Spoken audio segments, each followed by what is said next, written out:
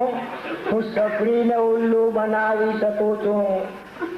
હું એરપોર્ટ પર એને લેવા પણ આવું. પછી દિલ્હી દરબારમાં લઈને જાઉં. વળી શેઠને ત્યાંથી હલવો મંગાવું ને મશાઈને આખું મુંબઈ બતાવું. શ્રી દેવીના દર્શન કરાવી શકું છું. હું સફરીને ઉલ્લુ બનાવી શકું છું.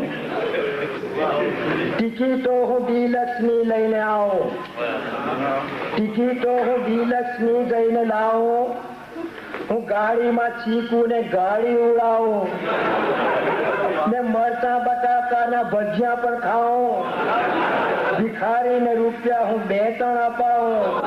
વગર પૈસે જલસા ઉડાવી શકું છું.